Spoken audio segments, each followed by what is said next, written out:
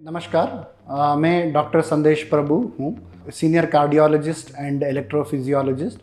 अभी मैं मणिपाल हॉस्पिटल बेंगलुरु में हूँ। आज जिस विषय पे मैं बात करने वाला हूँ, एक गंभीर विषय जो वेरी कॉमनली देखते हैं हम प्रैक्टिस में, जो कि हार्ट अटैक या हृदयाघात बोलते हैं। हार्ट अटैक का जो इंसिडेंस है ओवर ए पीरियड हम ये देखते हैं कि काफ़ी बढ़ रहा है, और हार्ट अटैक जो है मौत का सबसे बड़ा कारण है वर्ल्ड वाइड। तो ये भी देखते हैं कि हम हार्ट अटैक का जो इंसिडेंस है यंगर पॉपुलेशन में काफ़ी ज़्यादा हो रहा है, और इसका कारण है चेंजिंग लाइफस्टाइल होता है।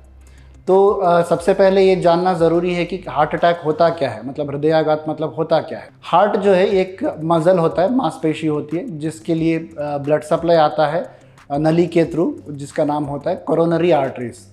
और इस कोरोनरी आर्टरीज, इस नली में जब ब्लॉकेज हो जाता है, धीरे धीरे बढ़ता है और एक दिन उसमें क्लॉट बैठ जाता है, जो कि हार्ट के जो एक हिस्से को ब्लड सप्लाई कट ऑफ कर देता है, जिसकी वजह से सिम्टम्स आते हैं, उसको हार्ट अटैक बोला जाता है। ये हार्ट अटैक होता क्यों है? ये जो है चेंजिंग लाइफस्टाइल कॉमनली हम देखते हैं। ये होता है कि जिस किसी को ब्लड प्रेशर है, जिस किसी को डायबिटीज़ है, स्मोकिंग है या तंबाकू का सेवन है, स्ट्रेस है, और जिनका फिजिकल एक्टिविटी काफ़ी कम है, सेडेंट्री लाइफस्टाइल मतलब डेस्क जॉब ज़्यादा करते हैं, या फिर जिनका मूवमेंट काफ़ी कम होता है, इनमें ये सब रिस्क फैक्टर्स होते हैं। ओबेसिटी मतलब मोटापा है, एंड फैमिली हिस्ट्री भी एक रिस्क फैक्टर है। और रिस्क फैक्टर मॉडिफिकेशन काफ़ी ज़रूरी होता है। और सबसे पहले ज़रूरी है कि ये हार्ट अटैक को डायग्नोस कैसे किया जाए। जब कभी किसी को सिम्टम्स जैसे कि छाती में दर्द होना, भारीपन लगना, घुटन सा महसूस होना, सांस में तकलीफ होना,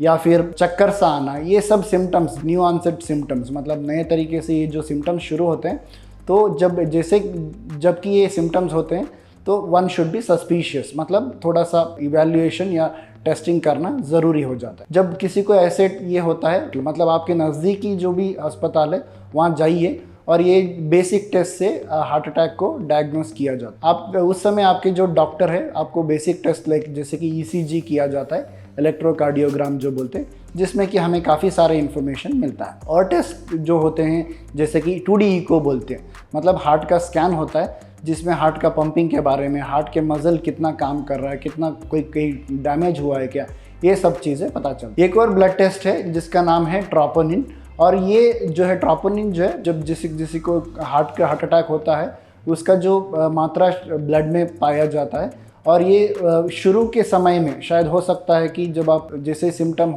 शुरू हो उस समय करें तो नॉर्मल भी आ सकता है, नेगेटिव भी आ सकता है। कुछ समय बाद जब रिपीट करेंगे तो उसका वैल्यू बढ़ा हुआ दिख सकता है। ये सारे चीज़ों से हमें ये पता चलता है कि हार्ट अटैक शुरू हुआ है या हार्ट अटैक हो रहा है करके।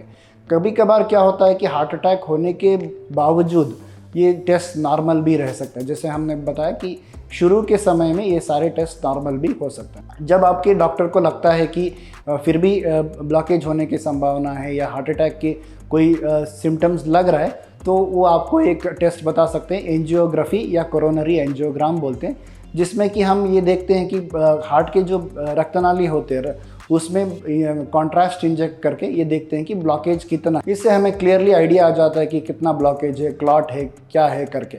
उसके बाद उस हिसाब से ट्रीटमेंट किया जाता है। तो इसको सबसे ज़्यादा ज़रूरी है कि जैसे कि किसी को हार्ट अटैक आता है, जल्द से जल्द ट्रीटमेंट शुरू करना ज़रूरी है। शुरू में आपके डॉक्टर आपको ब्लड थिनर टैबलेट्स, इंजेक्शन वगैरह देते हैं, और जब ये पता चलता है कि हार्ट में कहीं ब्लॉकेज है या क्लॉट है, तो वो क्लॉट को निकालना भी ज़रूरी है, और एक प्रोसीजर करते हैं एंजियोप्लास्टी, जिसमें कि एक स्टेंट बिठाया जाता है ताकि वो ब्लॉकेज दोबारा ना बने। ये अभी हम ये देखते हैं कि काफ़ी सारे एडवांसमेंट हुए हैं इन प्रोसीजर्स में, और काफ़ी सारे टेक्नोलॉजी भी काफ़ी इम्प्रूवमेंट हुआ है ये एंजियोप्लास्टी के प्रोसीजर में, और आउटकम्स भी काफ़ी अच्छे हैं। तो ये हार्ट अटैक होता क्यों है?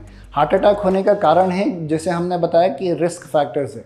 तो क्या हार्ट अटैक प्रिवेंट किया जा सकता है? यस, डेफिनेटली हार्ट अटैक को प्रिवेंट किया जा सकता है। कि सबसे ज़्यादा ज़रूरी है कि रिस्क फैक्टर मॉडिफिकेशन बोलते हैं, मतलब जो कारण होता है हार्ट अटैक करने का, ब्लॉकेज बनने का, उसको मॉडिफाई करना ज़रूरी है।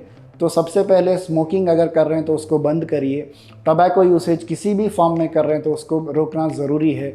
अब अगर आपको ब्लड प्रेशर है, डायबिटीज़ है, कोलेस्ट्रॉल है, उसका समय अनुसार आप टेस्ट कराएंगे आपके डॉक्टर से, और जो भी मेडिसिन देंगे वो लेना ज़रूरी है। डाइट मॉडिफिकेशन का सबसे बड़ा रोल रहता है हार्ट अटैक प्रिवेंशन में।